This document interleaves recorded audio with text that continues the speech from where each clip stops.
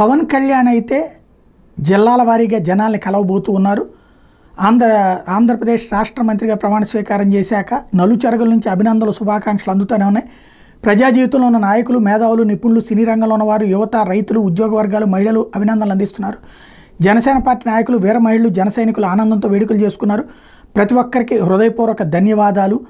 బొకేలు, శాలువాలు మాత్రం వద్దు. రాష్ట్ర మంత్రిగా ప్రమాణ స్వీకారం అనంతరం నన్ను నేరుగా కలిసి అభినందించాలని పార్టీ నాయకులు, కార్యకర్తలు ఆశిస్తున్నారు. త్వరలోనే వాళ్ళందరినీ జిల్లాల వారీగా కలిసి మాట్లాడాలని నిర్ణయించుకున్నాను. ఇందుకు సంబంధించిన షెడ్యూల్ కేంద్ర కార్యాలయం ద్వారా తెలియజేస్తాం. అభినందనలు తెలియజేయడానికి వచ్చేవాళ్ళు పూల బొకేలు, శాలువాలు తీసుకురావద్దని విజ్ఞప్తి చేస్తున్నాను. 20వ తేదీ తర్వాత పిఠాపురం పర్యటన. ప్రస్తుతం రాష్ట్ర మంత్రిగా బాధ్యతలు స్వీకరించాల్సి ఉంది. అదేవిధంగా శాసనసభ సమావేశాలు కూడా త్వరలోనే ఉంటాయి. వీటిని పూర్తి చేసుకుని నన్ను అఖండ మెజార్టీతో గెలిచిన పిఠాపురం నియోజకవర్గ ప్రజలను కలుస్తాను.